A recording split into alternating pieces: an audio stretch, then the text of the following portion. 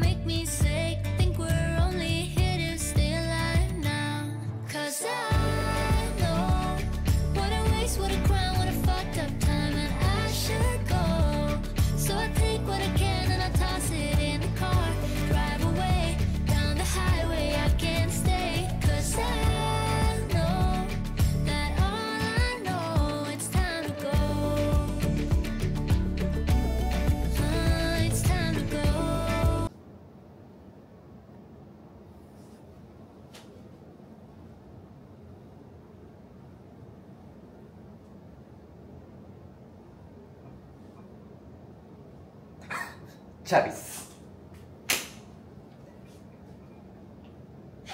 Good morning sa ating lahat. Isang nakakalokang morning to everybody, mga syalak! Yan, nagkita-kita na naman tayong muli, mga syalak. Ay, nagbe-breakfast na ako ngayon. Pasensya na kayo. Medyo hindi tayo nakakapag-upload ng medyo madalas-dalas. As promised, gusto ko mang mag-daily vlog pero meron talaga. Ay, comment na lang. Meron kasi akong pinagdadaanan na hindi ko ma-explain sa inyo ngayon. Kasi nga napaka-confidential. Pero, iyan na natin yun. Ay. In fact, nag-ano nga ako, magbablog sana ako kahapon sa inyo. Pakita ko sa inyo itong clip na to. Tik!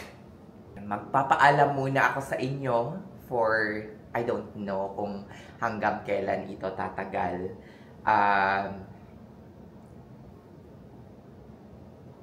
Siguro mga 1 week, pwedeng tumagal ng 2 weeks, pwedeng tumagal ng 3 weeks, 10 days, isang buwan, mga ganyan. Ayoko lang mag-continue or magpatuloy sa pagbablog ng hindi ako okay.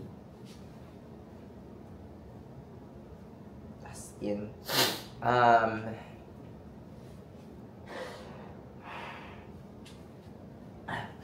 hanggang dito na lang. Ayoko na makita ninyo yung mga kadrabahan ko. Shalak. Kasi, ayan, nakita nyo na, di ba? Kahapon na video clip yon na parang, sabi ko, gusto ko munang huminto sa pagbablog. Gusto ko munang, ay, shalak. Pero sabi ko, ba't ko naman gagawin yun? Charis.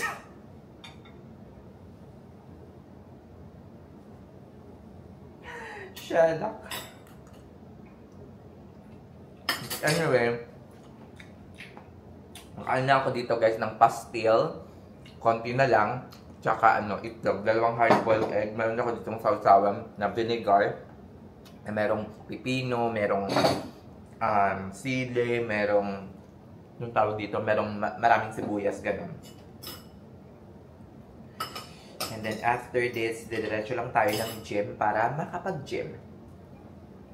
And then after that, mag-grocery ako.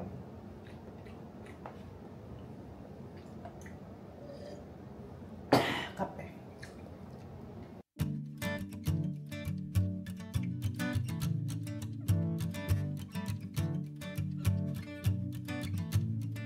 What a wasted time. Should have been here on the outside, read the signs. Used to call you mine, gave it my best, but I don't need one more try.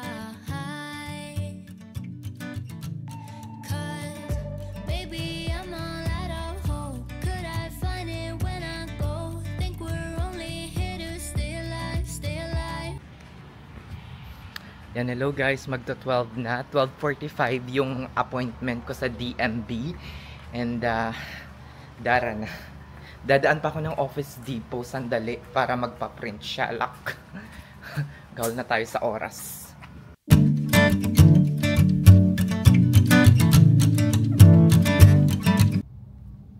Yan, hello guys. 12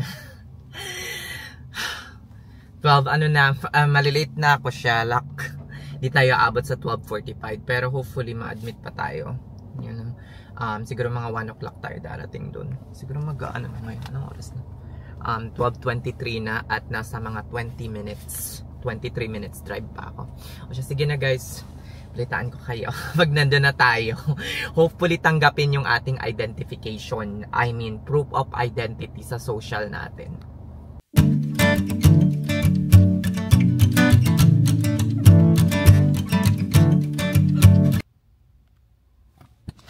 So ayan guys, nakuha ko na yung temporary driver's license ko or permit. Hard copy will be on sa mail sa ano to, after mga 2 weeks. Usually daw mga 10 days ganyan, pero it will take around 2 weeks before dumating. Ano yung mga requirements? Unang requirements na tinanong sa akin, yung driver's license ko. Kinuha nila, hindi nila yun binalik na sa akin. Parang kinuha nila, siguro binutasan or dinispose na. And then, hiningan din ako ng insurance. And at the same time, binalik ba yung ano ko? Oh, binalik naman. Takot ako dito. Hiningi ito yung car registration na na parang documents yun. Iniscan lang nila tapos binalik din sa akin. Tapos insurance, pa. So since meron na tayong Texas driver's license dito, meron na tayong driver's license na DL number and so on and so forth. I think pwede na tayong I think pwede ko nang ipa-transfer yung car insurance ko dito mismo sa Texas. I think so. Let's see. Update ko kayo. Ayun. Kasi out of state insurance pa rin yung ginagamit ko. Yan, medyo yung mata ko ngayon guys, medyo puyat tayo kagabi. Late na rin ako nakatulog. It's around, nakauwi kami around 2 o'clock or 2:30 na ako nakauwi ng apartment. Ano pa yung mga akala ko hihingan ako ng social security card. Tinanong pero hindi naman siya nagtanong about card. Ang sabi ko, wala pa na parang nasira yung social security card ko. I'm asking for a replacement kaso yung appointment date ko ay sa 29 pa. Ngayong 29 pa ng August. 29th of August pa. So, hindi naman siya nagtanong. Pero nagdala ako ng, I think, ng W2 ko and at the same time yung 1040 form ko sa tax filing. Naka-indicate doon yung social ko. So, yun sana yung magiging proof of identity ko or proof of social security status. Whatever. Tapos yun. Pero hindi na siya nagtanong. Ano pa? Billing statement, parang hindi na ako hiningan. Ano pa? I think yun lang. Social security. Yung passport. Hiningan ako ng passport. Sabi ko, I don't have my passport right now. I do have my green card. Sabi niya, that's okay. Give me your green card. O, diba?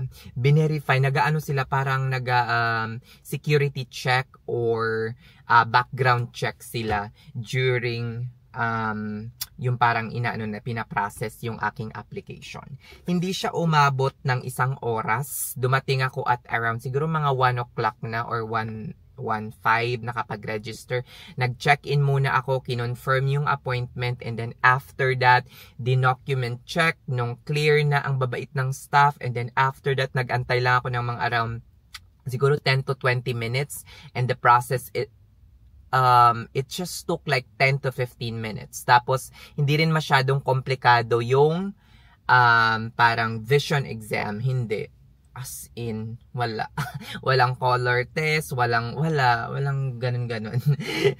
Kemerot lang, pinabasa lang sa akin yung parang letter. Ang laki-laki nga, tapos ang lapit pa.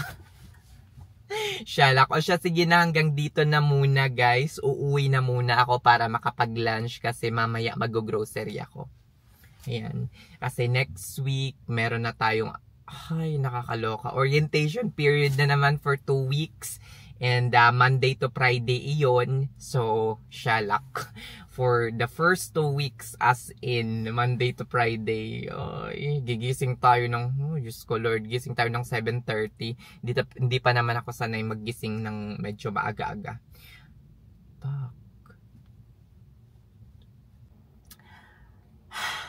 Shalak.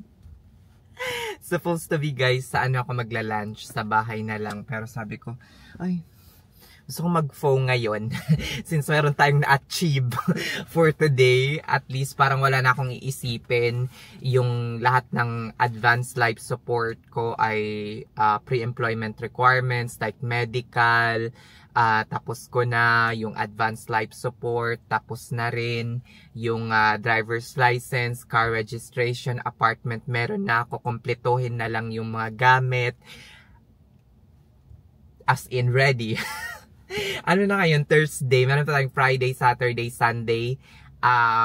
So, Monday tayo magsisimula. We still have 3 days. So, Friday, Saturday, Sunday, and Thursday ngayon. Meron pa akong time na magayahay kasi 2 linggo na naman tayong 5 days a week papasok tapos 8 hours. Diyos ko Lord, ayoko ng ganun. Kaya ayoko talaga yung tagdod-taga 8 hours as in nakakaloka. O siya, sige na, hindi muna ako uuwi ng bahay. Magfo-phone muna ako dito. Kakain ng lunch ko and then after that mag-grocery ako. Shalak, dara.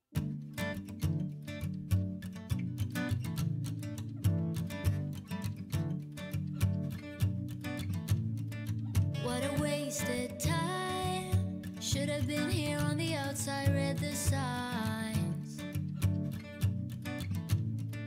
Used to call you mine. Gave it my best, but I don't need one more try. Grabe guys, after ko nagpo, parang inantok ako bigla. Shalak over. Ay! Diyos ko Lord, paano na tayo? Uwi na tayo ng bahay. Mamaya na tayo mag-grocery guys. As in, shalak. Ayoko din mag-grocery ng weekend kasi hate na hate ko. Kahit nung nandun pa ako sa Ohio, hate na hate ko mag-grocery ng weekend kasi napakadaming tao, as in super duper. But anyway, mag-grocery ako ngayon kasi ayoko mag-grocery the next weekend ng bonggang-bongga kasi pag hindi ako nag-grocery ngayon, mag-grocery ako ngayong weekend at next weekend, Monday to Friday pa naman yung pasok ko, 'di ba? So, yun.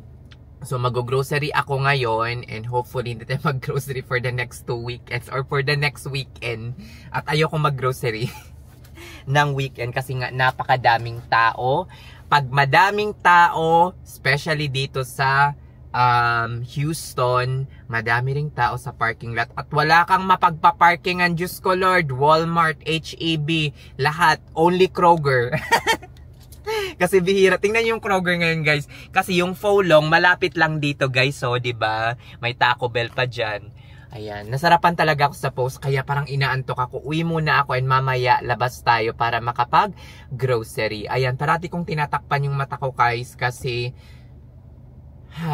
ayoko makita nyo kung ano man yung lungkot na nararamdaman ko nung mga past 3 to 4 days. Ayoko ring mag-vlog ng in the past 3 to 4 days kasi nga, syempre, ayoko rin namang mahawa kayo sa kanegahan ko or kaya kalungkutan ko or kung ano man. Gusto kong makita nyo pa rin yung energetic na nurse scan na hindi yung puro negativity, hindi yung puro sad moments ang pinapakita ko. Tama na yung umiyak ako sa sibuyas. Charis! Yeah. Hindi worth it na, hindi worth it na araw-araw ay iisipin mo yung mga pagdurusa mo. Ay. Shalak. 'Di ba? Ang hirap. Pero kinakaya ko. Sana ay makwento ko rin sa inyo in the future kung ano man yung pinagdadaanan ko or nararanasan ko sa ngayon. Sherlock, ano kan? May terminal illness ka na ba? May cancer ka ba or what? Sherlock. Baka matuwa bigla si Jack Asa. Sherlock. Good afternoon, ang kaloka. Sherlock. Wait lang, magdamit muna. Nakagising ko lang and nag-nap kasi ako. Guys. It's already magsi 6 o'clock na ngayon. Sherlock. Nagko-coffee lang ako. Lalakad ako sa park ngayon. And then at around siguro mga 7:30 or 8 o'clock dumiretso tayo ng grocery. Para makapag-grocery naman ako at hindi na ako makapag-grocery ngayong weekend kasi ayoko madaming tao.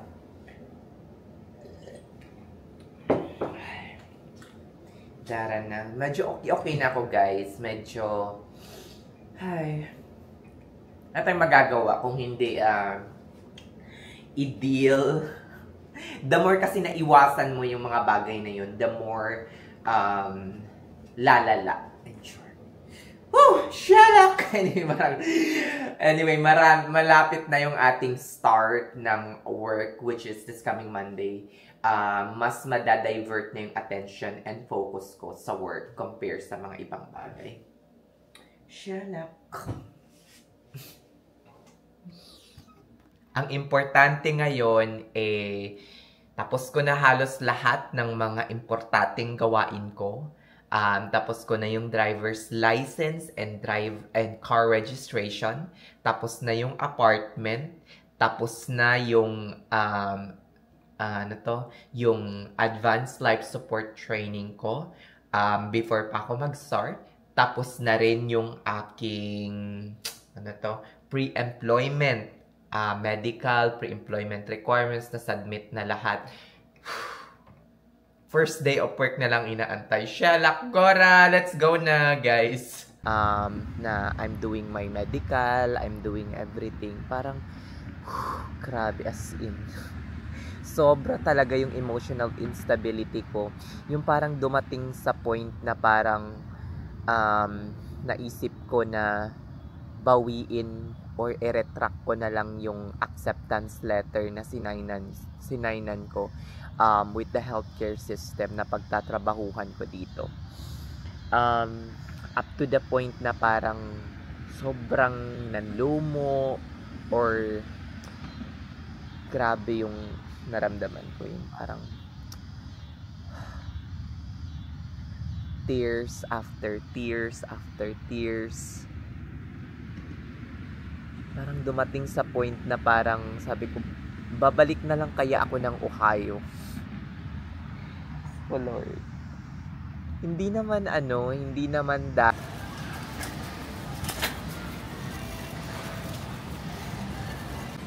Ayan guys, halos puno na yung cart natin. Maliit lang naman yung cart. Ay, kuha ko ng tubig dito. Wait lang. Ayan, ang napansin ko guys dito ay halos lang, if not the same, mas mababa yung presyo dito kesa sa Ohio. Wow. Ayan. Alabas na tayo ng guys, HEB. Sko Lord. Ulan na ulan. Sherlock.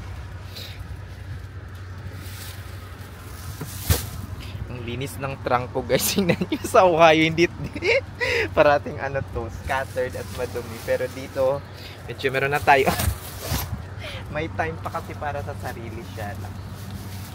Yan guys. Ulan at isa lang ako. Sherlock. Hirap talaga dito mabuhay sa Amerika. Mag-isa, malungkot, walang karamay. Wala namang dadamay sa iyo, kundi sarili mo lang din.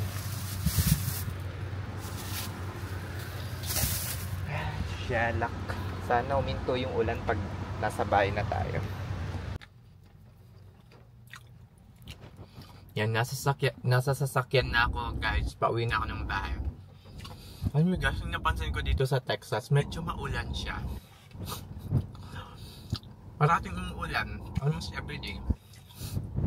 Hindi naman almost everyday, pero pag ano talaga, as in, okay na to. Kesa sa snow. Siyala. Panood ko lang sa YouTube, sana masarap yung kalabasan. Siyala. Imamarinate ko to mamaya before ako matulog. Ano lang to sa HEB ko nabili. HEB beef.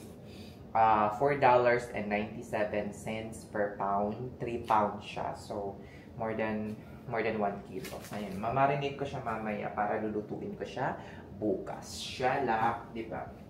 Di ako bumibili ng medyo mga mahal na mga na mga beef. Hindi na ito pwede. Na mga beef. Pareho din naman yung lasa. Just, hindi. Tipidera lang talaga. Ito, ano to, ilang pounds to? 5 pounds, 5.6 pounds, $2.57 na na chicken breast. Paborito ko yung chicken breast. $14. Isang pack na. Marami yan lang. Marami na to.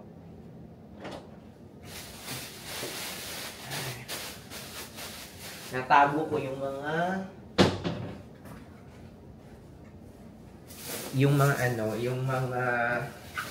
tinatago ko yung mga supot kasi gagamitin ko. Ito guys, bumili din ako ng nuts, pang snacks ko lang. Liver spread para sa kaldereta tomorrow. Liver spread ka? Liverwurst. Ayan. Ano lang ata yan? $2 or $1.50. Bukas maglilinis ako ng bonggang-bongga. Yan, avocado. Bumili din ako ng 4. Di na ako masyadong nag-avocado guys. Dati, alas araw-araw mga nakakadalawa or 3 ako. Pero ngayon di na masyado. Meron pa pala akong isa dito. Nakalimutan ko. Kumain ba ako ng avocado kanina? Parang hindi. Kain na lang ako ngayon. 4 yung binili ko. Nagwa $1.25 ata or 50 cents. Ang isa, medyo malaki-laki na. Ito yung nabili ko sa medyo malaki yung sa no? Yung $5, 3 for $5. Nabibili sa Kroger. Ito pa. Bumili ako ng mga kamatis, ganyan, pipino. Bukas ko na ito i-arrange. Masyado ng 10-13 pa naman.